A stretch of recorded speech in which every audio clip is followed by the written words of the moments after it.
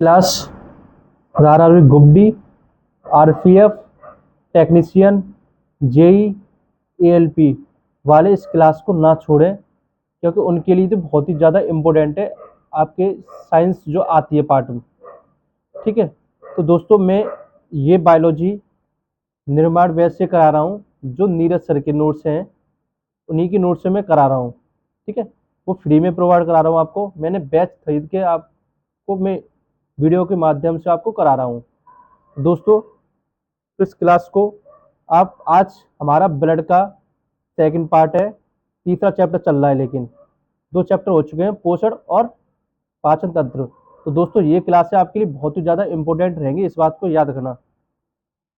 ठीक है, तो हमारे बायोलॉजी चल रही है हमारी अभी, तो इसका ब्रेक चलाएंगे, फिर केमिस्ट्री। ठीक है, तो दोस्तों देखते हैं, हमारे पहले पार्ट में कुछ टॉपिक कर चुके हैं, आज हम पढ़ते हैं रक्त कोशिकाएं या कणिकाएं संख्या भी बोल सकते हैं, मतलब आरबीसी, प्लेटलेट्स और डब्ल्यूबीसी। आरबीसी सबसे ज्यादा होती है, मिलियंस में होती है, प्लेटलेट्स लाख्स में होती है, लैक्स में होती है, और डब्ल्यूबीसी थाउजेंड में होती है।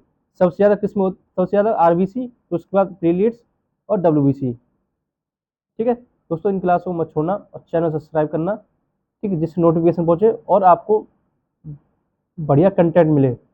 ठीक है, वो भी नीरज सर किया करना, जो पिछली बार 25 में 25 नंबर आए। ठीक है, उसके बाद दोस्तों रक्त कोशिका या कणिकाएं प्रकार है, डब्ल्यूबीसी, आरबीसी और प्लेटलेट्स। ठीक है, ये संख्या में थी और ये आकार में है। तो किसमें सबसे ज्यादा होती है, डब्ल्यूबीसी आकार सबसे बड़ा होता है, तो उसके बाद आरबीसी, फिर प्लेटलेट्स का आकार सबसे कम होता है, सबसे ज्यादा डब्ल्यूबीसी है। ठीक है, तो इससे एक प्रश्न पूछा गया है आरआरबी ग्रुप डी में 2018 में, मानव रक्त में सबसे बड़ी कणिकाएं कौन सी है, कणिकाएं कौन सी है सबसे बड़ी, पूछा गया है। लसिका कोशिका, प्लेटलेट, लाल कोशिकाएं और श्वेत कोशिकाएं। बस श्वेत को बोला जाता है डब्ल्यूबीसी बोला जाता है, और लाल को बोला आरबीसी। ठीक है, प्लेटलेट को प्लेटलेट बोला जाता है। सबसे ज्यादा सबसे बड़ी आकार में कौन सा है, श्वेत कोशिकाएं, डब्ल्यूबीसी। नेक्स्ट देखते हैं लाल रक्त कणिकाएं, मतलब आरबीसी।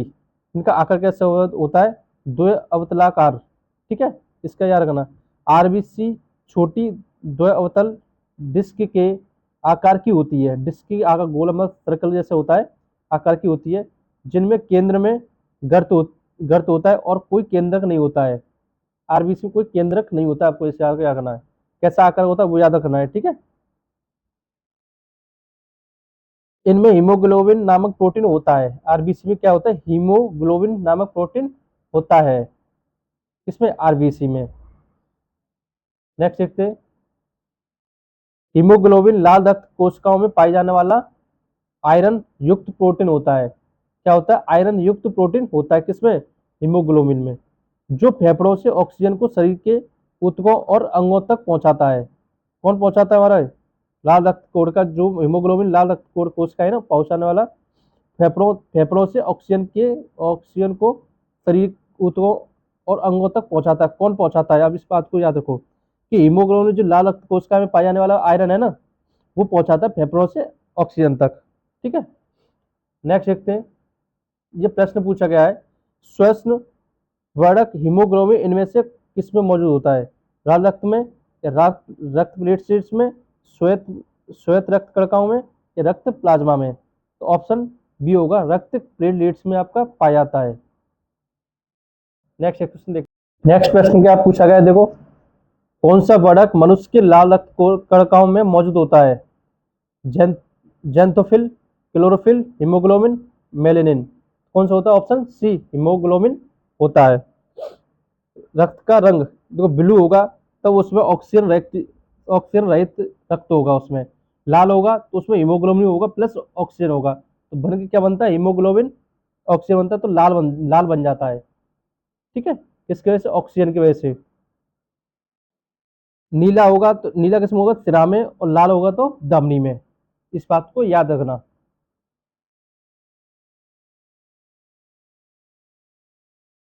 अब नेक्स्ट प्रश्न क्या पूछा गया है, देखो, रक्त में पाया जाने वाला डैश शरीर में ऑक्सीजन परिवहन के लिए जिम्मेदार होता है, लाल रक्त कोशिकाएं। मैंने अभी कराया था ऊपर, रक्त कोशिका मतलब आरबीसी। आरबीसी के बारे में पढ़ते हैं क्या है। जीवन चक्र कितना होता है उत्पत्ति और मृत्यु के लिए, उत्पत्ति और मृत्यु। आरबीसी का निर्माण कहाँ होता है, अस्थि मज्जा में होता है। आपसे पूछा आरबीसी का निर्माण कहाँ होता है, अस्थि मज्जा में। उनका जीवन काल 120 दिन के लिए होता है। पुरानी आरबीसी तिल्ली स्प्लीन बोला जाता है और यकृत में नष्ट होती है। आरबीसी का नष्ट होती है तिल्ली में और यकृत में नष्ट हो जाती हैं। नेक्स्ट देखते हैं। कोशिका अंगों को और केंद्रक की कमी होती है। किसको, लाल रक्त को, आरबीसी। कोशिका अंग को और केंद्रक की कमी, उदाहरण जैसे ऊंट और लामा। ऊंट और लामा ये हमारे एग्जाम्पल है। रुधिर में, ब्लड में आरबीसी की कमी से एनीमिया, जबकि अधिकता से पॉलीसिथेमिया होता है। क्या होता है, पॉलीसिथेमिया होता है अथवा पॉलीसिफोदिया भी कहा जाता है।